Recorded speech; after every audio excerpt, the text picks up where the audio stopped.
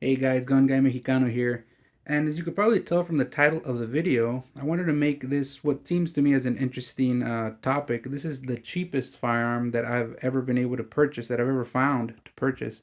So this is the Hatfield SGL. This is a Turkish company that makes this shotgun. And I found it maybe 3 or 4 years ago at a Walmart while I was doing my shopping. I saw that they had it for sale for 99 bucks. So with taxes here in Texas, it came out to about $107 with taxes. It was kind of hard for me to pass up. I just saw $107 and I was like, man, I think I've spent more like on a family dinner than that. So even if this turned out to be the worst shotgun ever, it's not like a huge investment or huge risk. So I decided to pick it up and I was actually pleasantly surprised. So a little bit about the shotgun. It has a 28-inch barrel, a smooth bore barrel. It does have a 3-inch chamber, so you can use your regular 2 3/4 shells like these, or the 3-inch magnums. It's got a transfer bar or crossbolt safety, and yeah, it's a single shotgun. So let me show it to you guys actually up close up front here, so you guys can see. It's very simple to use. There's not a lot of moving parts, which is why I think it's done so well. People buying them that don't have a lot of bad things to say about them. I think the worst thing, in my opinion, I'll start with the bad, and it's the one detrimental thing about this shotgun is that since it's pretty light, it's about 5.5 pounds. The recoil is horrendous. It doesn't matter what you shoot; it's not fun to shoot. This is not a gun that you take to like the range to play with your nephews, your kids, your old lady. No, this is just, it's not fun. I added a recoil pad. This is a gel filled recoil pad, and it kind of helped. You know what I mean? It's still not fun to shoot. This shell holder here, I added it as well, but it's more than anything just to keep some additional ammunition. It doesn't really help with the recoil, but you know what I mean.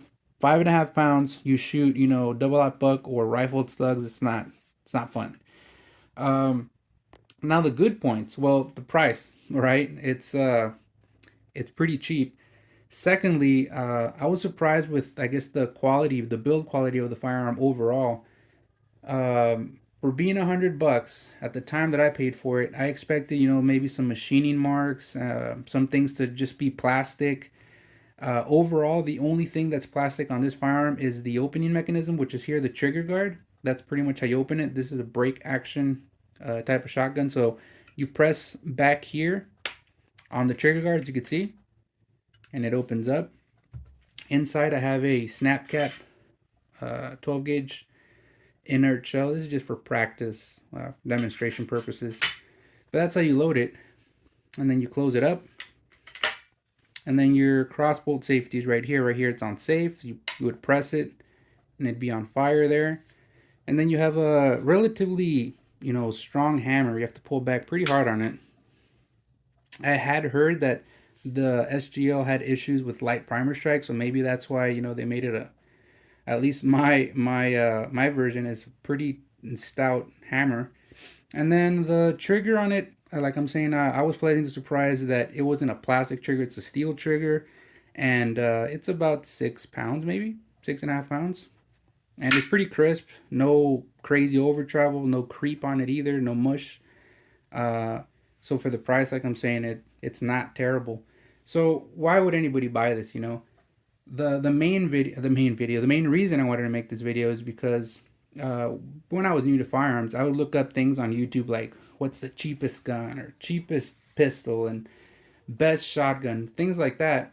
And this would help me, making sometimes purchase decisions. Like I'm saying, I was new to firearms; I didn't know anything, so I'm sure that there's people that are looking at shotguns similar to this, or if not this one, they're like, 120, $130. I wonder if it's any good.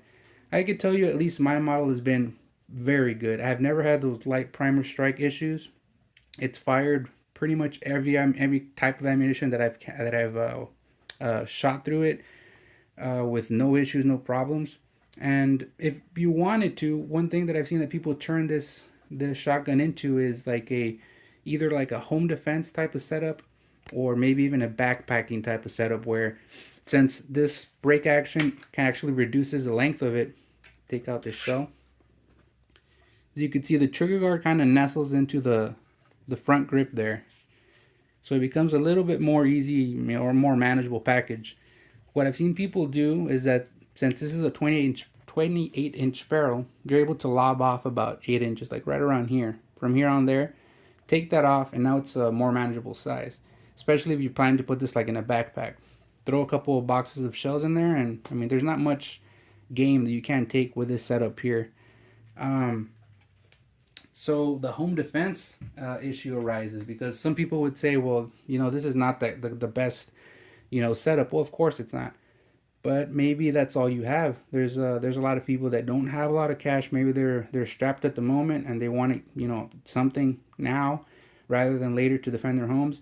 I could definitely see them using something like this to defend themselves, their family, their friends. It's doable.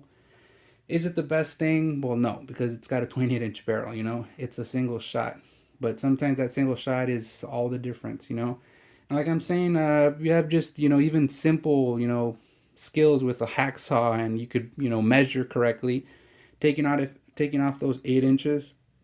I don't see a problem with that. You're still well within the legal 18-inch limit here in the United States. If you guys are versed in the laws of here of what you're supposed to have legally, you're supposed to at least have an 18-inch barrel on shotgun. So if you take off 8 inches of a 28-inch barrel, you still got 2 inches to be safe there.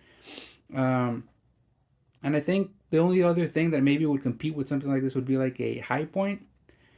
So let's say you didn't want a long gun for home defense, you could go with a high point. It's maybe a little bit more expensive. So if you want to shell out the extra 30, 40, $50 for the high point, you could do that. But like I'm saying, it's still a very viable option. And this option here has, uh, ammo type, options as well. You don't have to necessarily shoot 3-inch Magnum shells. You could shoot 2 and 3/4 inch shells with maybe buckshot. There's also rifled slugs. There's birdshot, low brass, high brass. I mean, it just there's a good amount of different kinds of ammunition out there, especially defensive ammunition in 12 gauge. So like always, I'd like to know what you guys think. The main reason I make these videos is because I learn right alongside with you guys. Every video I make, I take a little bit of information from what you guys, have to tell me in the comments. And yeah, man, the day that you stop learning is probably because you're dead. So let me leave me your comments in the comment section down below. And like always, I'll catch you guys in the next video.